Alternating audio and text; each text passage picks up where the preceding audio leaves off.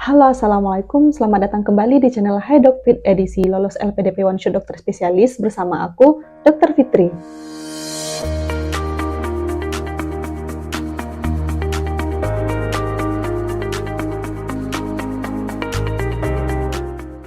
Setelah membahas tentang cara penulisan esai pada videoku sebelumnya, pada video kali ini aku ingin membahas tentang cara pengisian formulir pendaftaran LPDP di website LPDP sendiri.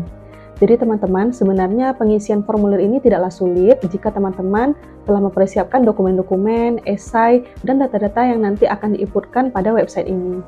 Sebenarnya LPDP sendiri sudah mengeluarkan buku panduan untuk pendaftaran ini ya teman-teman, seperti ini bukunya. Teman-teman silakan download dan dipelajari terlebih dahulu ya teman-teman sebelum nanti memulai untuk mendaftar di website ini.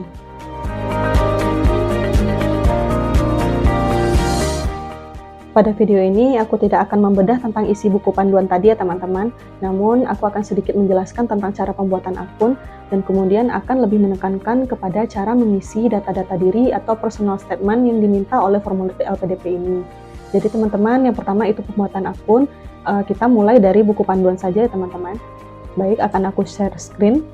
Nah, jadi ini adalah buku panduannya.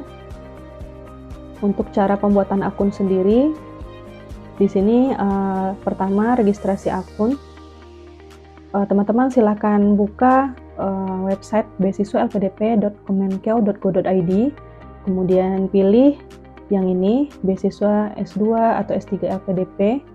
Kemudian di sini belum punya akun, buat akun di sini, klik yang ini. Selanjutnya akan keluar pertanyaan seperti ini, klik OK saja.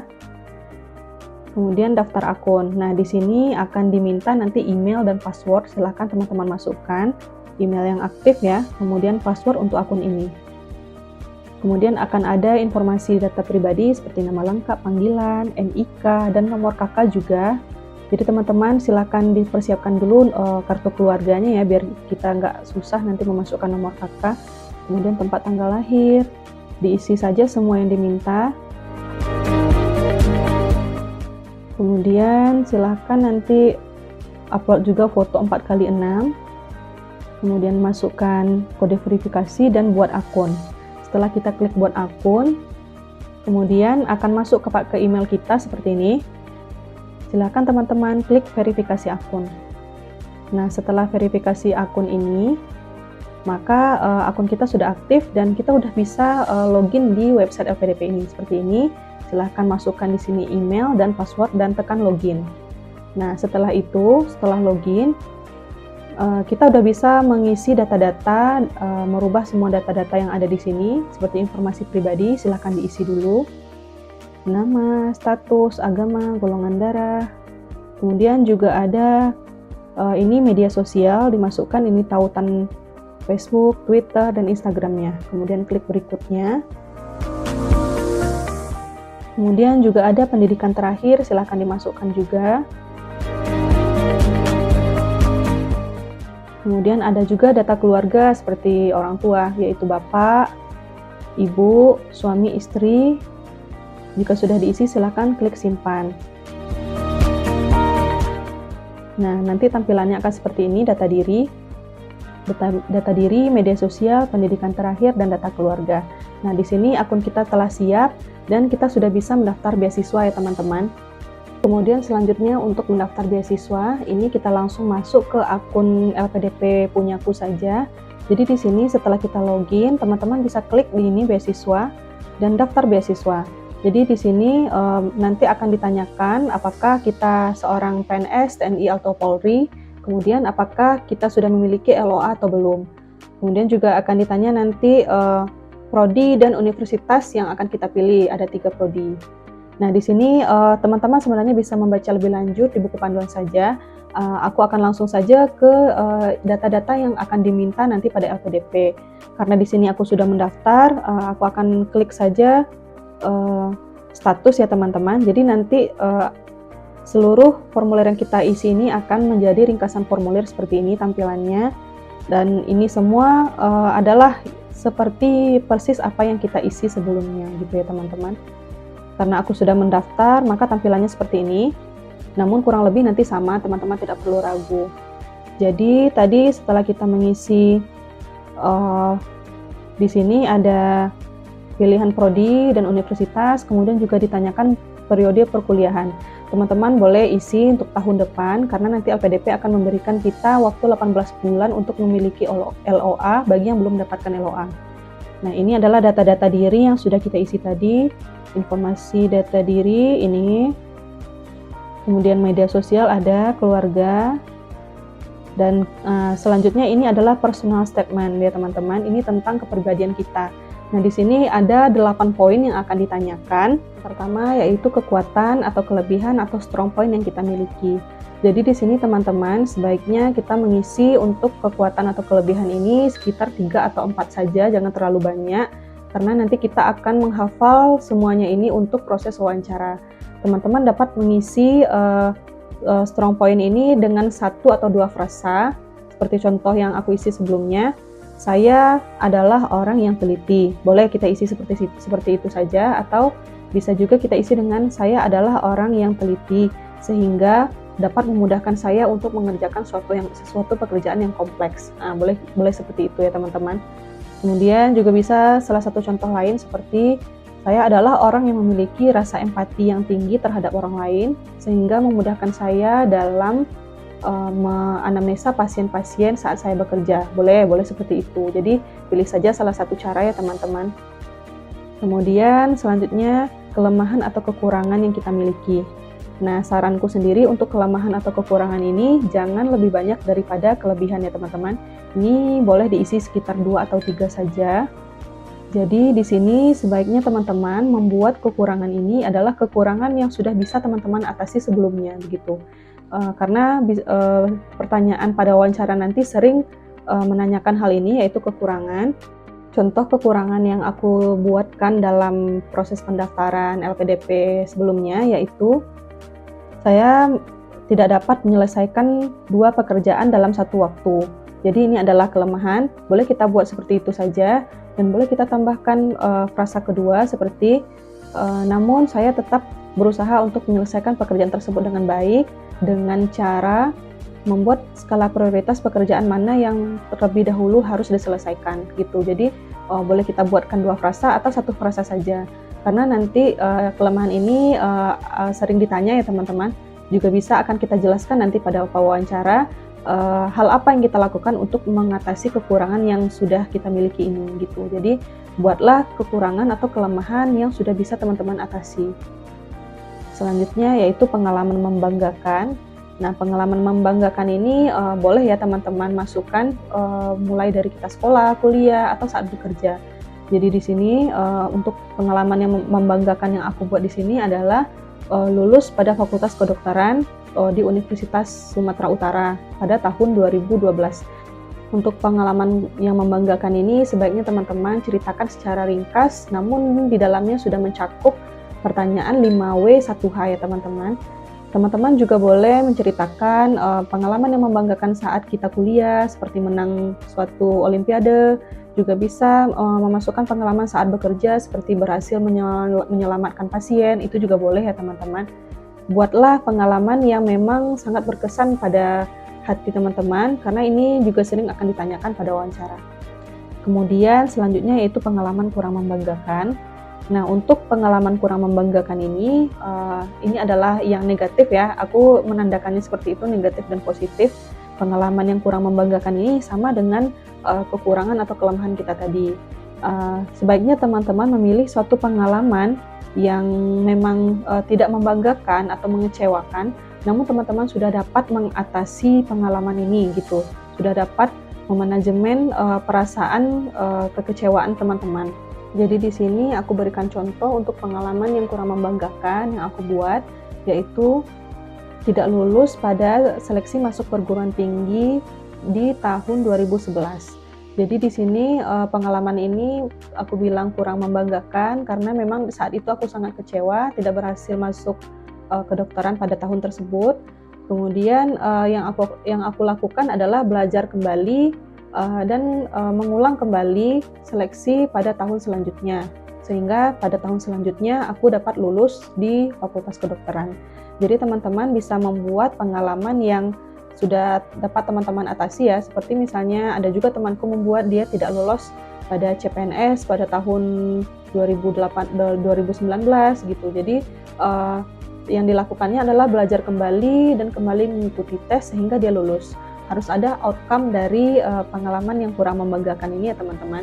Pilihlah pengalaman yang memang sudah teman-teman atasi gitu, jangan yang belum selesai, karena nanti ini poinnya akan tinggi karena pewawancara juga melihat bagaimana cara kita menyelesaikan masalah sehingga kita mendapatkan hasil yang kita inginkan begitu. Kemudian setelah pengalaman yang kurang membanggakan, kemudian ada hal terakhir yang diajarkan pada diri sendiri. Nah, untuk hal terakhir yang diajarkan pada diri sendiri ini boleh kita awali dengan kata-kata bijak ya teman-teman, seperti yang aku isi waktu itu. Hal terakhir yang aku ajarkan pada diri sendiri ini adalah di mana ada kemauan, di situ ada jalan. Karena saat mengisi formulir pendaftaran tersebut, aku baru mendapatkan surat rekomendasi dari rumah sakit yang prosesnya lumayan panjang. Nah, di situ aku belajar bahwa jika kita ada kemauan dan ingin berusaha, pasti ada jalan untuk mendapatkan apa yang kita inginkan begitu. Jadi teman-teman boleh membuat ini kata-kata bijak lainnya gitu, atau menghargai sekecil apapun kejujuran, atau menghargai sekecil apapun pemberian orang gitu, tergantung hal apa yang teman-teman alami akhir-akhir ini. Boleh nanti diisi gini ya. Kemudian kesalahan yang pernah dilakukan selama belajar atau bekerja. Nah, ini termasuk yang negatif juga ya teman-teman, sama seperti hal yang kurang membanggakan tadi. Di sini boleh teman-teman buat kesalahan yang pernah dilakukan dan solusinya apa gitu, solusi yang telah teman-teman lakukan apa dan hasilnya juga bagaimana gitu. Jadi contoh yang aku buat di sini, kesalahan yang pernah aku lakukan saat bekerja yaitu saat menjadi seorang dokter internship pada tahun 2018, aku pernah lupa untuk menanyakan riwayat alergi obat kepada pasien, yang mana pasiennya ini aku berikan obat yaitu paracetamol tanpa menanyakan dia alergi obat atau tidak, karena aku berpikir sangat jarang terjadi alergi terhadap paracetamol ini. Namun ternyata pasiennya memang alergi. Pada sore hari dia datang kembali ke IGD Puskesmas dengan keluhan gatal-gatal seluruh tubuh. Kemudian tindakan yang aku lakukan adalah menangani terlebih dahulu kegawat daruratan dari alerginya dengan cara menyuntikkan obat. Setelah itu aku kembali menganamnesa pasien dan ternyata memang pasien tersebut alergi terhadap obat ini. Di situ aku meminta maaf kepada pasien dan memberikan obat yang sesuai, obat yang tidak menimbulkan alergi pada pasien tersebut, dan meminta maaf kepada pasien serta berjanji tidak mengulangi hal ini kembali. Outcome-nya adalah sampai saat ini alhamdulillah aku tidak menjumpai lagi kasus seperti itu gitu. Jadi teman-teman buatkan di situ memang solusi dari kesalahan yang teman-teman lakukan ini apa dan outcome-nya apa begitu ya teman-teman. Selanjutnya yaitu tugas di luar ruang lingkup yang seharusnya. Nah, di sini ini banyak ya teman-teman, dan ini sebenarnya bisa menjadi nilai plus bagi kita. Tugas di luar ruang lingkup ini boleh yang kita kerjakan saat kuliah ataupun saat bekerja. Misalnya teman-teman waktu kuliah pernah jualan, boleh dimasukkan. Saya pernah saat berstatus sebagai mahasiswa menjadi seorang reseller, ini boleh diceritakan gitu. Atau teman-teman pernah menjadi seorang guru les, boleh juga dibuatkan di sini. Untuk contoh yang aku buat sendiri di sini saat aku bekerja di Puskesmas, aku merupakan personel termuda di Puskesmas yang dianggap lebih paham tentang teknologi, sehingga aku sering diberikan tugas yang sebenarnya bukan tugasku untuk membantu bagian administrasi menjalankan aplikasi-aplikasi yang berhubungan dengan COVID-19 pada saat itu gitu. Jadi teman-teman boleh buat ya, karena ini sangat banyak sekali, dan mungkin teman-teman juga banyak kreatif ya, memiliki ide-ide lain gitu yang bisa menghasilkan, boleh dibuat di sini. Kemudian selanjutnya yaitu pembeda dari peserta lainnya. Nah, jadi teman-teman untuk pembeda dari peserta lainnya ini sebenarnya ini intinya adalah suatu statement yang menjadikan LPDP itu mau untuk memilih kita sebagai salah satu penerima beasiswanya itu, atau seberapa pantas kita dipilih sebagai seorang awardee LPDP. Nah, di sini sebenarnya hindari pernyataan-pernyataan yang umum ya teman-teman, seperti memiliki keinginan yang kuat, tekad yang kuat, boleh, tapi kita harus menambahkan sesuatu lain yang membedakan kita dari peserta lainnya. Seperti di sini aku menuliskan, jadi di sini karena aku adalah seorang putri daerah, maka aku membuat di sini pembeda dari peserta lainnya, yaitu saya merupakan putri daerah Kota Padang Panjang yang memiliki keinginan besar untuk mengabdi kembali ke kota ini. Jadi di sini aku karena merupakan seorang putri daerah, itulah yang aku angkat sebagai pembedaku dari peserta lainnya begitu. Teman-teman juga boleh menambahkan jika memang teman-teman merupakan suatu orang yang berprestasi, boleh di sini dibuatkan prestasinya. Saya memiliki pengalaman dalam riset ini boleh dibuatkan di sini. Ya, yang mana itu adalah suatu keunggulan dari teman-teman gitu. Jadi boleh ditambahkan ya teman-teman. Kemudian selanjutnya riwayat pendidikan. Untuk riwayat pendidikan ini sebenarnya untuk peserta LPDP tahun-tahun sebelumnya ini diminta dari sekolah dasar ya teman-teman. Namun pada saat aku mendaftar kemarin cuma diminta profesi dan S1. Jadi kita mengisinya itu dari yang paling terakhir gitu. Jadi profesi dulu baru S1. Kemudian riwayat pekerjaan juga kita isi dari yang paling baru gitu teman-teman, dari yang paling baru. Kemudian buatkan di sini posisi kita sebagai apa, apakah kita sebagai penanggung jawab, kepala program boleh, atau sebagai kepala bidang boleh dibuat di sini ya teman-teman. Kemudian pendapatannya juga ditanya, silakan dibuat juga, buat saja dengan apa adanya ya teman-teman, jangan dikarang-karang. Kemudian silakan buat ini, boleh internship pun sebenarnya boleh kita masukkan ke riwayat pekerjaan. Kemudian riwayat organisasi. Nah, riwayat organisasi ini ditanya dari SMP ya teman-teman. Namun di sini kita isi dari yang paling baru, yaitu dari yang kuliah, atau saat bekerja teman-teman juga memiliki pengalaman organisasi seperti ID juga boleh dimasukkan ya teman-teman. Silahkan dimasukkan nama organisasi, tahun, bulan, kemudian posisi kita di organisasi tersebut apa gitu. Yang pernah menjadi ketua OSIS pun boleh di sini dimasukkan nanti sebagai ketua OSIS waktu SMA atau SMP gitu ya teman-teman.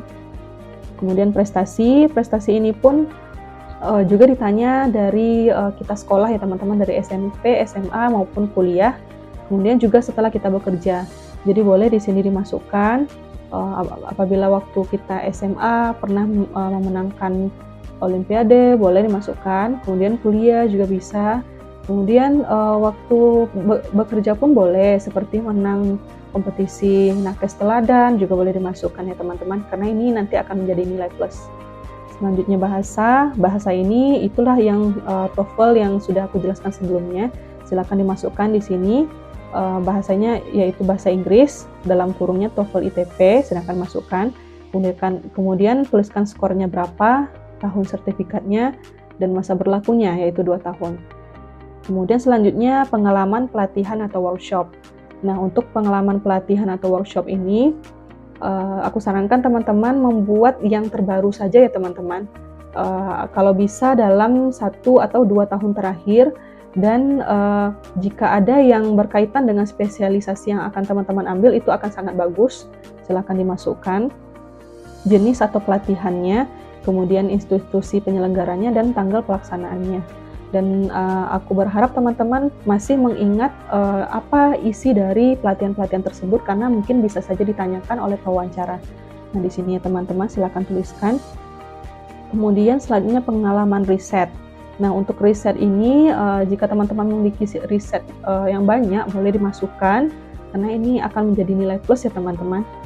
Aku karena tidak memiliki riset selain dari skripsi yang aku tulis waktu S1, jadi aku hanya memasukkan pengalaman riset ini, riset waktu aku skripsi tersebut saja. Tuliskan tahun, judul risetnya apa, dan sumber dananya dari mana gitu ya teman-teman. Kemudian untuk karya ilmiah ini adalah yang terpublikasi ya teman-teman, karena di sini juga diminta tautan publikasinya gitu. Jika teman-teman pernah menjadi asisten penelitian dosen atau sudah pernah menulis suatu jurnal, boleh nanti dimasukkan di sini ya teman-teman, karena ini akan sangat ada nilai plusnya.